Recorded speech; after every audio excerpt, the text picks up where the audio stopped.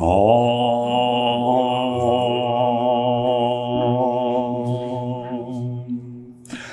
Bhagavad Gita, by which Arjuna was illumined by Lord Krishna himself, and which was composed of 18 chapters within the Mahabharata by the ancient sage Vyasa. O Divine Mother, destroyer of rebirth, who showers the nectar of oneness upon us. O Bhagavad Gita, my affectionate mother, on thee I meditate. All the Upanishads are the cows. The milker is the cowherd boy, Krishna. Arjuna is the calf. People of purified intellect are the drinkers. And the milk is the supreme nectar of the Gita. My salutations to the Lord, who is the bestower of supreme bliss, whose grace makes the mute eloquent and the crippled cross mountains. Hari Om Tat Sat.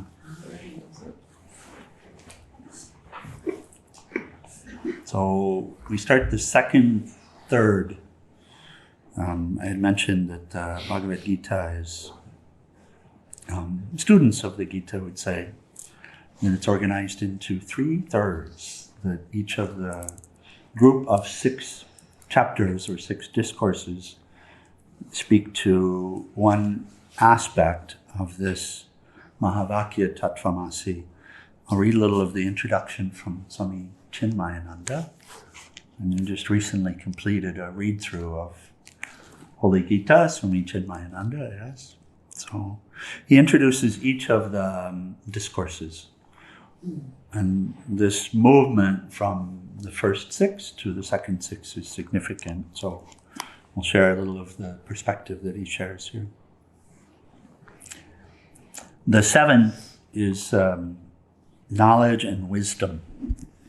The yoga of knowledge and wisdom, also called realization. Wisdom called realization. So we'll see it translated that way sometimes as well. Swamiji says, the 18 chapters of the Gita, in the arrangement of their ideas, fall into 3 sets of 6 chapters each. This is the conclusion arrived at by many Gita students.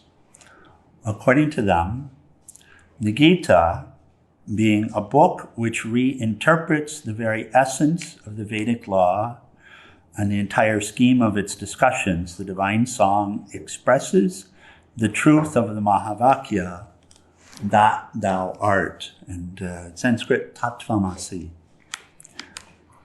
So he gives a little of the background. He says, the Mahavakyas are 4 in number, one taken from each of the 4 Vedas, and they form 4 definite pointers to truth, pointers to the way, we could say like that, the Tao, which the Vedas unanimously declare. Of these, Tattvamasi, that thou art, is called the instructional message, or Upadesha Vakya. So of the 4, it's unique, Tattvamasi, that thou art. It's not, the concept, in fact, is in each of the traditions, really. The Vedas being very scientific. Very scientific.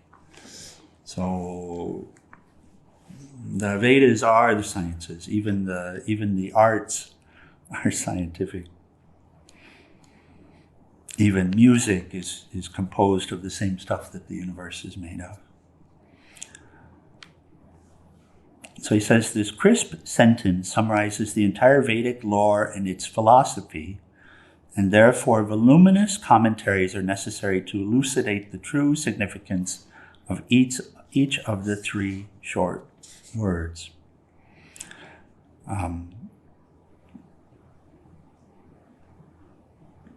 He says, according to some reviewers of the Gita, the first section of the Divine Song, comprising the opening 6 chapters, explains the significance of the term Dao. So Dao, we know what that means, right? Do we know what that means? Maybe not everyone. You. Yeah. Dao. You. Yeah. You. You. So you. So the first 6 chapters are really teaching about you. You. So Lord Krishna is teaching about you. So he's teaching Arjuna about you. Duty, capability, something about what's inside of you, how to meditate, etc. Which we come back to. So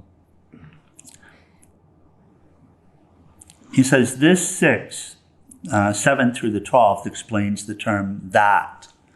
So taught that, meaning the nature of the ultimate truth or the highest truth. Yes.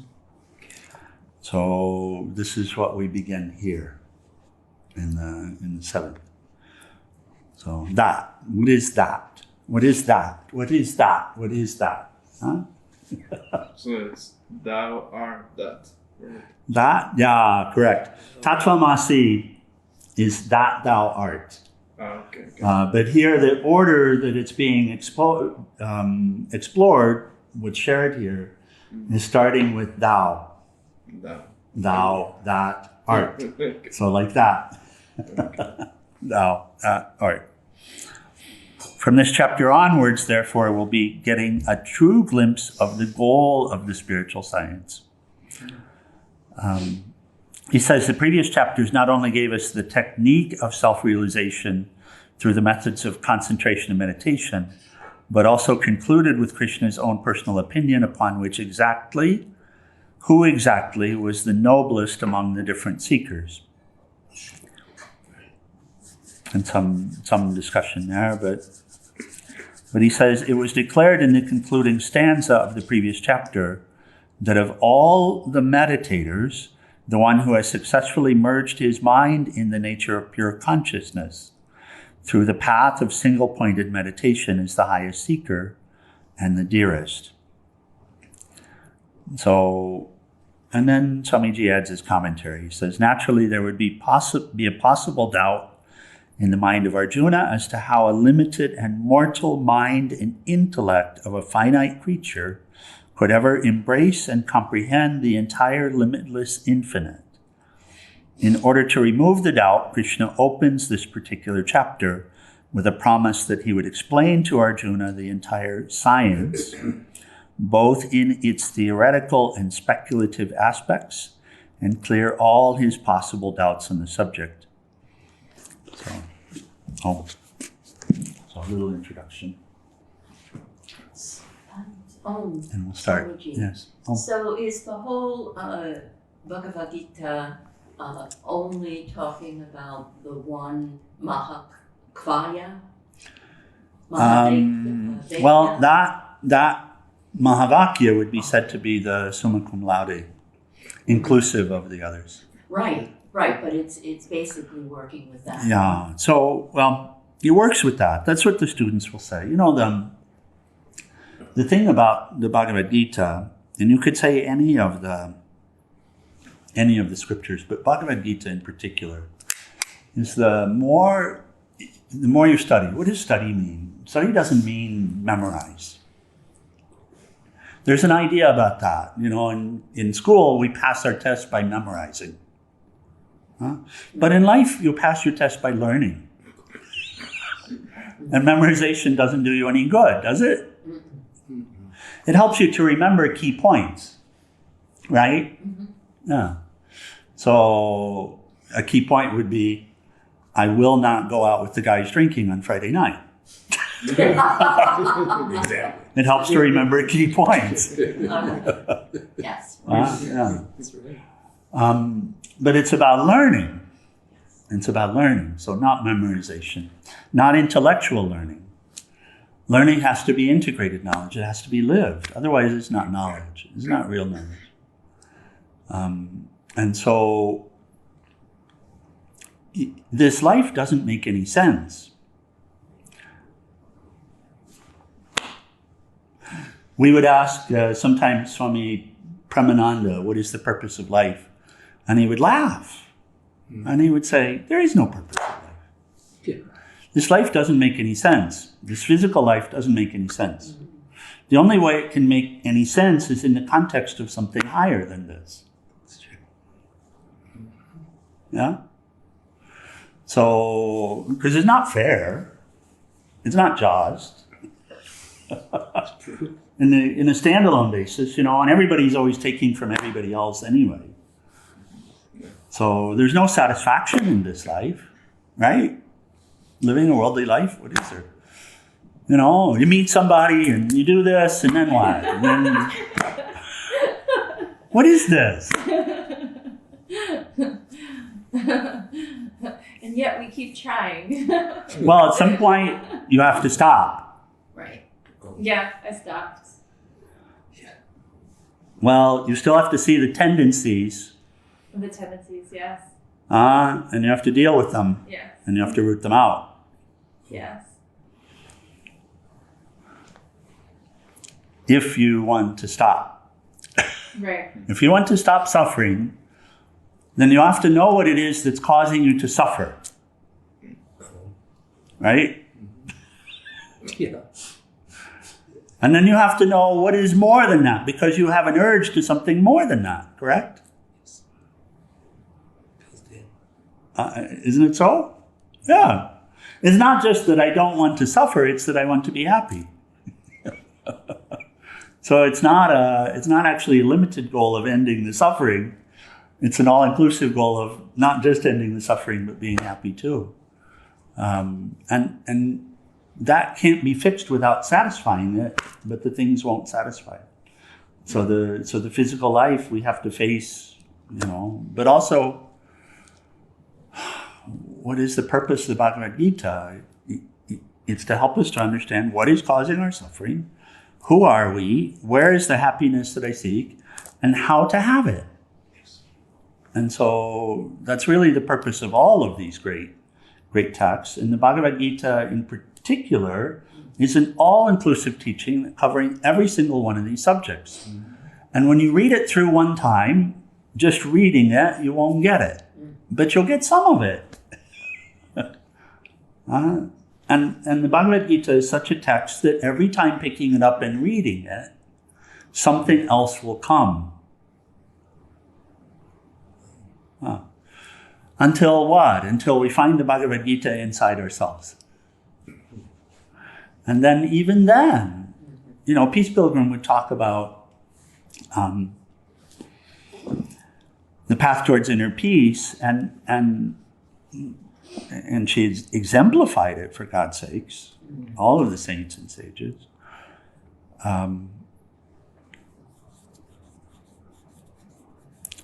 But she would speak to, even once there is inner peace, there is still learning.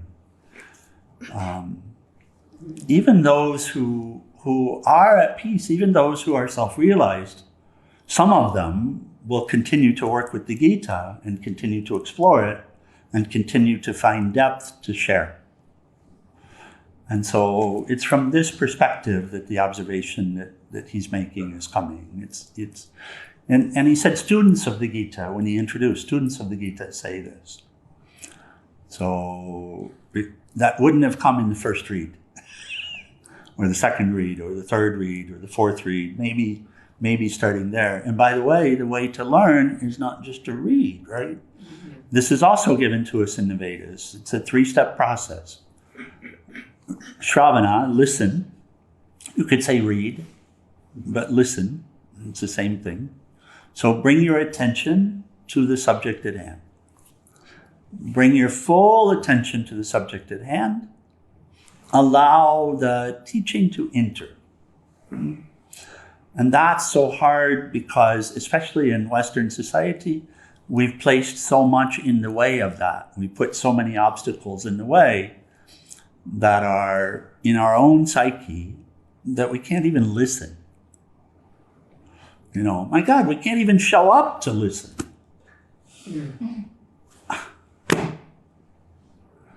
So if we can't even show up to listen, how do we expect to hear? right? And people say they want to be happy. Really? You do the work. Yeah. What I discovered, it's the craziest thing, is I always wanted to be happy, but I listened to people who weren't. Somehow expecting that could do it. That is so interesting. Isn't it? Yes. So true. But what about people that say they are happy? Well, if you really pay attention to them after a while, you can know whether they are or not. That's Yeah. One who's happy will have to be happy regardless of what happens to them. So you stick around for a little bit, you can see. Right? They will have lost interest in attaining to things for themselves. Because that's only coming from the feeling that I'm not. So you can figure it out. And Bhagavad Gita speaks to that too. Right? Arjuna asked Lord Krishna that question, how can I recognize the one of steady wisdom? How can I recognize the one who's happy? And of course the answer will be, it's hard to see. It's hard to see. As long as this mind remains objectified, it's very hard to see. But the one who's not desirous of things or fame or attention like that, that's meaningful. So, but we keep going. And the observation here that Swamiji is sharing really is coming from those who've really dived deeply. So, listening, the three, Shravana, Manana, Nididhyasana. Shravana is listening, and the deeper we can listen, the better. Which means to listen, we have to get our stuff out of the way.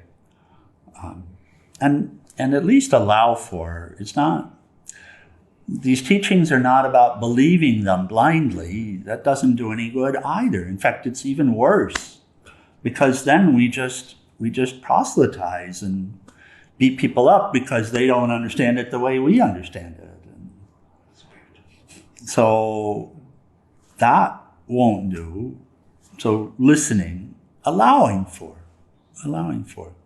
Manana, contemplating, considering it, reflecting upon it, looking upon our life experiences, determining from it what resonates, what doesn't resonate. What resonates, okay, maybe I can accept part of it. But still provisionally, nididhyasana, which is live as if it's true. Live as if it's true. So we can say, for example, yes, I believe in the golden rule. Do unto others as you would have them do unto you. Yes, I believe in it. But the test will be, can I live it? Right? And that's actually the only way to learn if it's true or not. Faith is actually not just a belief. Faith is a knowing through trying, through being tested in the crucible of life. You know, does it stand up? Does it work like that? So those three steps, and then we keep iterating, listening, contemplating, practicing it. So Bhagavad Gita is learned in this way, through the three-step process. Any of the teachings of Vedanta, any of the highest teachings are learned in this way. So what gets shared is from the ones who've lived it, who will share this is the organization of it. So we as students get to listen to that, and maybe we find it helpful in terms of the approach. So what we begin now is really the teaching on that. So the science. What is this world? What is God? And we get to do self-discovery through this process to see, can I make room for it? Can I allow for it? And then what basis do I have to contemplate it with? And then that which resonates.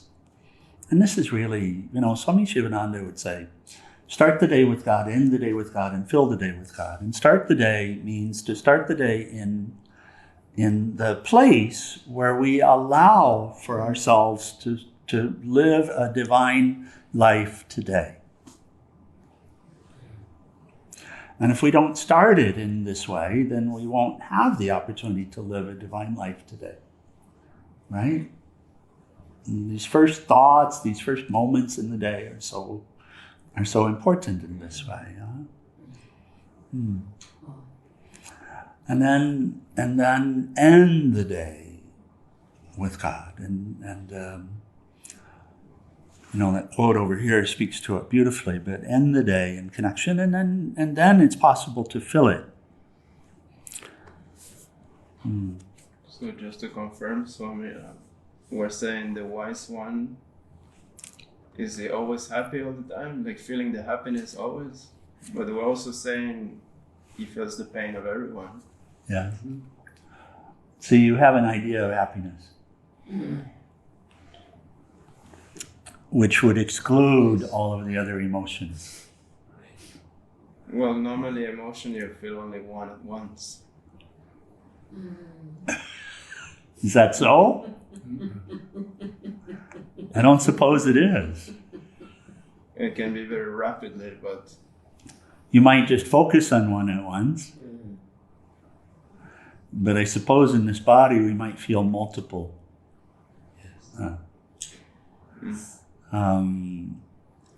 What does happiness mean? You see, we have an idea of what that means. We can only relate to what we experienced. But you're experiencing what is right now. So what you're relating is to your idea of what you're experiencing. You're not relating to what you're experiencing. You're relating to your idea of it. Creating it. So the mind is that powerful, that strong, that it projects this entire universe. And then you walk around and you say, I'm experiencing this. No, you're experiencing Krishna right now. This is about what we start to hear about in the 7th. So, and as soon as you know that you experience Krishna in every single moment, in every single place, then what is this absence from happiness thing? It doesn't make sense. You see that there's a very limited view here still, which is that happiness is this.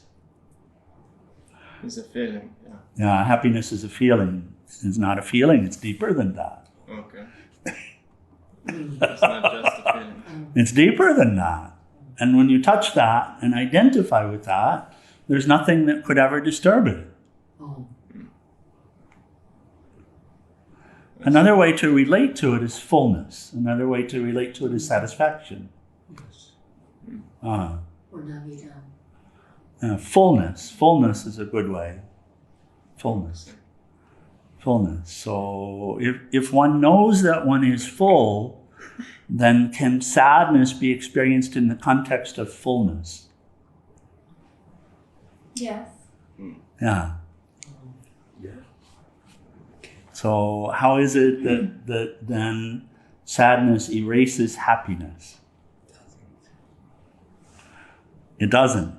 So when we try to touch it conceptually, but so this is where we get stuck. We get stuck with our own ideas of things and expectations about what they're supposed to be like. But those are very personal views, born of our own conditioning and what we think that we're missing.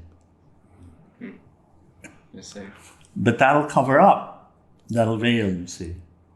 And creating those expectations, then we're looking for experiences. And that's it, as we keep looking for experiences that'll fill that hole. Right. And the hole is? Imaginary. Do we need imagination to fill it, huh? No, You need to free yourself from the imagination to know that you're full.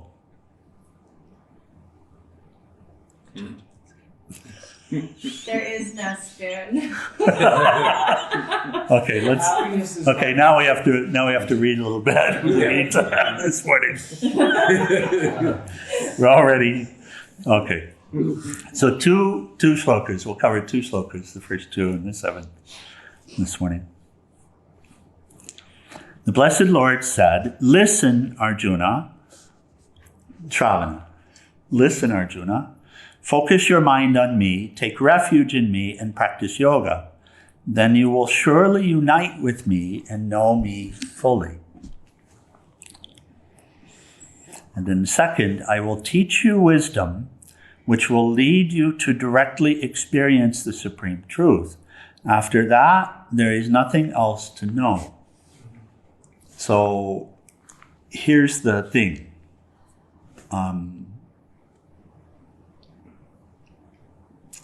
It has to be experiential. Yeah. Right? Otherwise, we're talking about how honey tastes.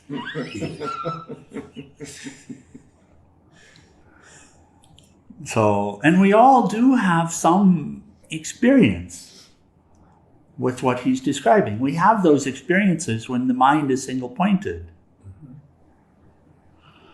And clearly we are experiencing something deeper, profound, unexplainable.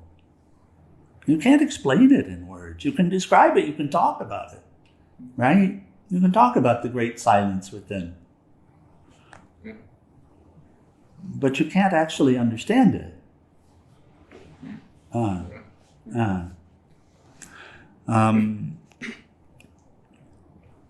But here, what the Lord is sharing, Lord Krishna, is that it's possible to know it by bringing the mind single-pointed to that divine. So let's read the commentary and then we can talk a little bit. And I know you had a question or comment, so we'll come to it in just 1 second. No, don't lose it.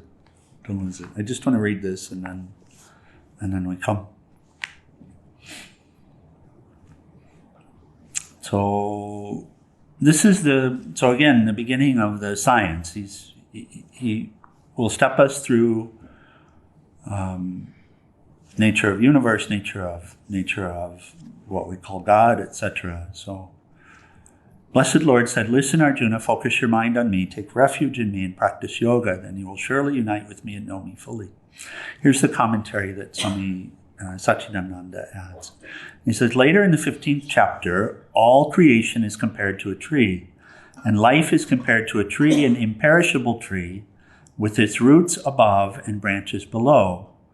Its leaves are Vedas, holy scriptures. Veda means knowing. One who knows it is a knower of the Vedas. It's a tree of wisdom.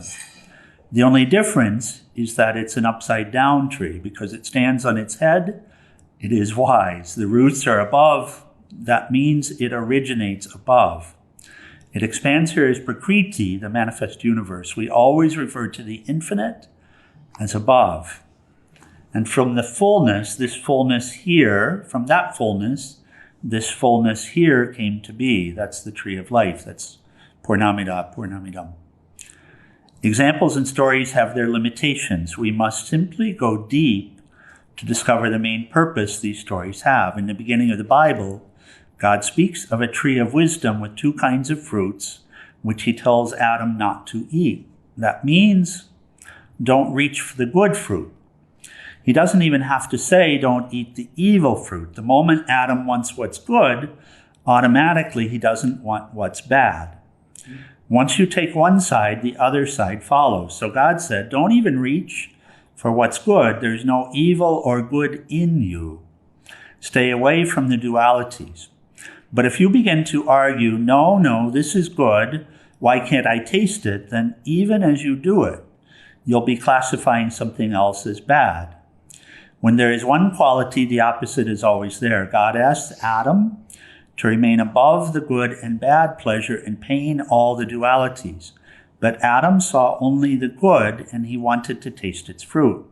So its counterpart, evil, arose.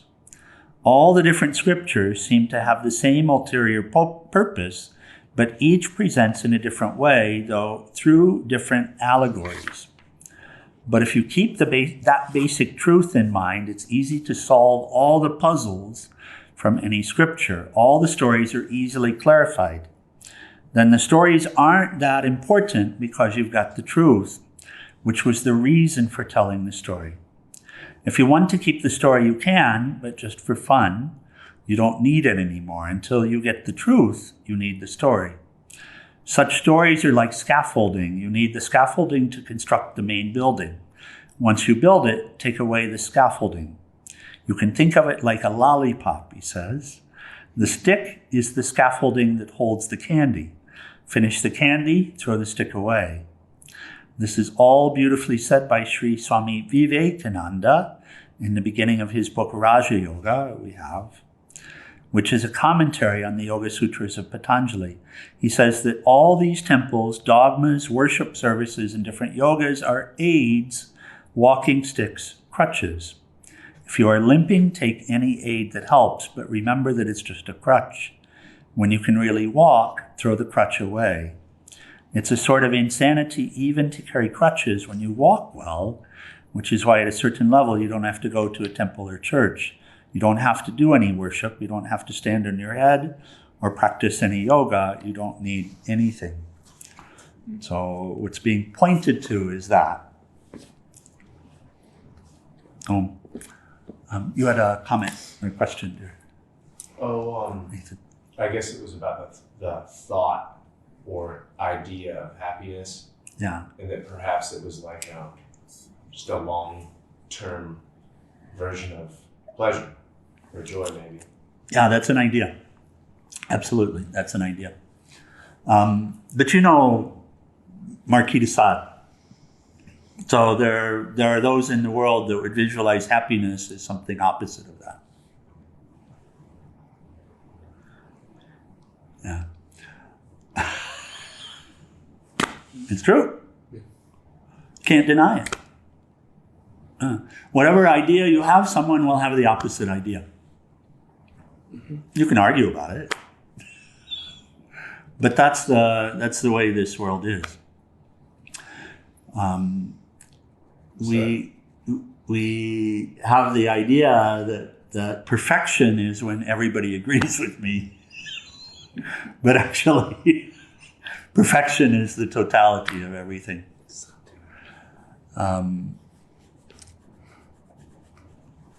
Here's the premise that's being given. That we each find ourselves in this place of suffering, and what is causing the suffering? Holding on to limited notions, to limited ideas. About good, bad, right, wrong, north, south, all of this. Holding on to limited ideas. Happiness. Holding on to a limited idea of what is happiness.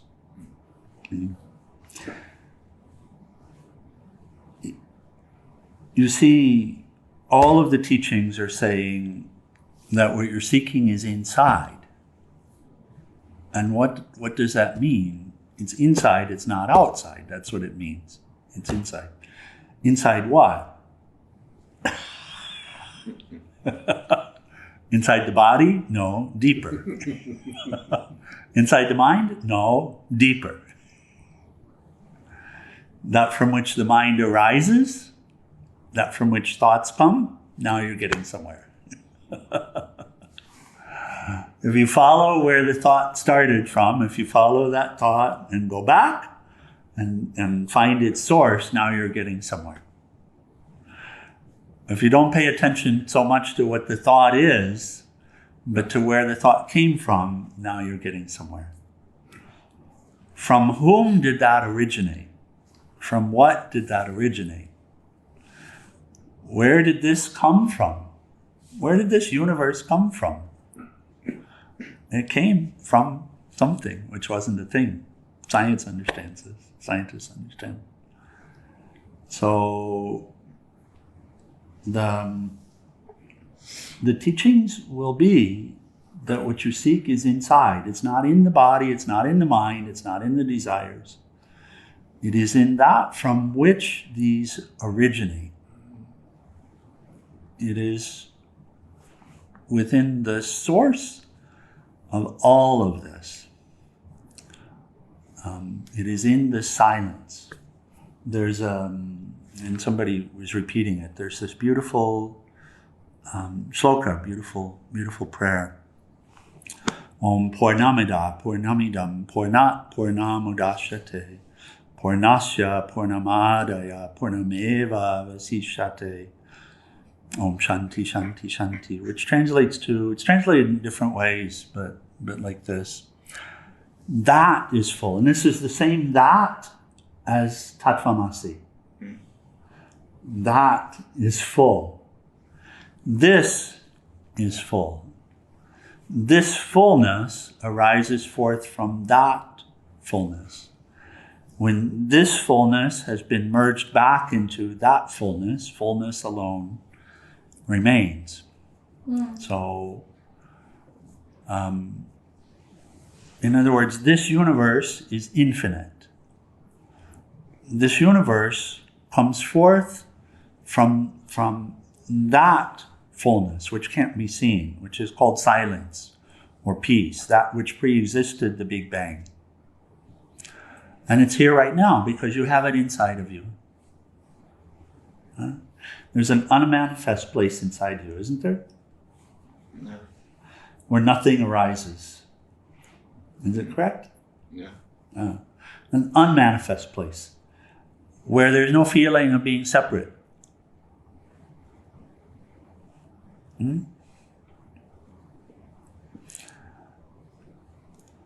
Where no absence exists. And each of you have touched it, correct? Mm-hmm. Yeah. So now Lord Krishna has begun to expound upon that. That. That fullness, from which this fullness arises, from which this universe arises, from which I arise, from which all of these bodies arise, from which my thoughts arise, from which the desires arise, from which the idea of happiness comes. So now he's pointing at that fullness, which pre-exists this universe, which is the reality of this universe now, which pre-exists this being, which pre-exists Nathan, but is the reality of Nathan, which is the unchanging reality of Nathan. This is what he's beginning to point to.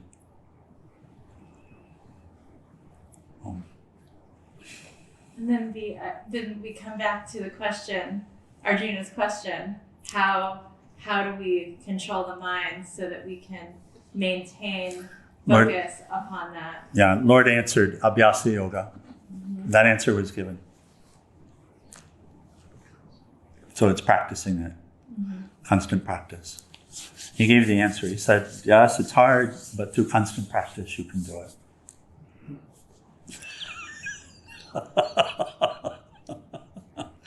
So, and that concept ended that first set of 6 chapters. Mm-hmm.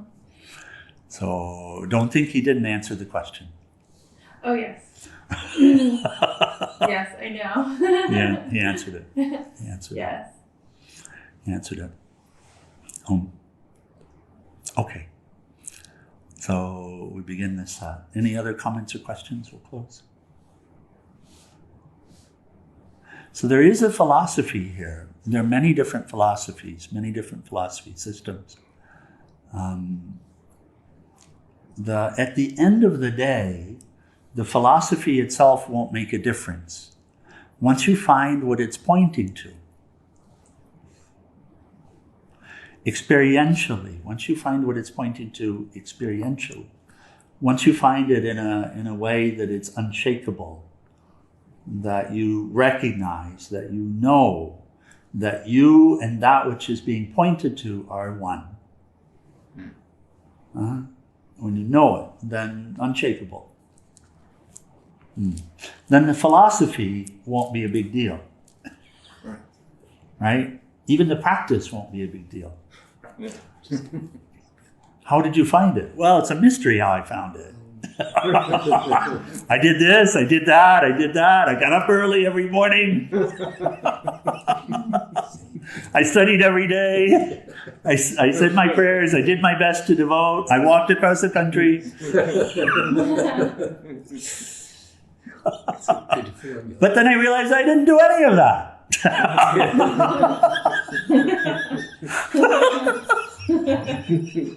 How did you find it? I'm not quite sure.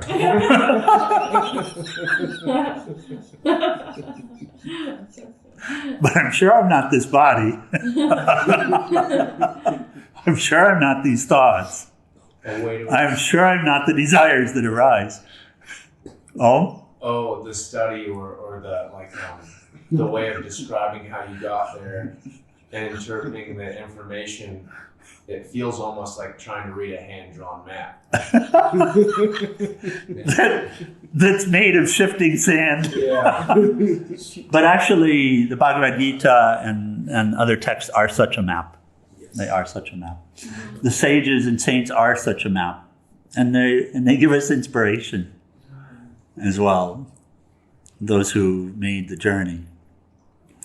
According to the psyche, according to what we have to deal with, it will be different for each one of us. But they're common pointers, and Tattvamasi is a good pointer. And related to the practice, the big thing is abhyasa yoga. The big thing is abhyasa. You just have to keep coming in. You just have to keep really striving to connect with that highest. And it's so practical, you know. You have to do it every moment, because every moment something will arise, some attraction towards something that's one of these tendencies, and you'll have to withdraw from it. Right? If you're going to come in, you have to keep practicing coming in. Is it so? So all of the tendencies that are trying to take you out, they'll arise. What to do? Well, we have so many tools we're given, you know, pranayama, and you can stand on your head, and so many different tools, pratyahara, and then all of and Swami Shivananda with positive, with thought power and positive thinking, and how to replace the thoughts and how to replace the patterns and how to bring something into the mind to contemplate that's divine, that will fill that space where that lower thought has been. And search and replace. Search and replace. The ability to actually get this mind to think about that highest all of the time. The ability to get this body to actually act in a way that's in alignment with higher will. I mean, all of this. It's a great mystery. It's amazing. But all of these are possible. Those are the practices of yoga, the 4 paths of yoga, all of the practices that are given to us.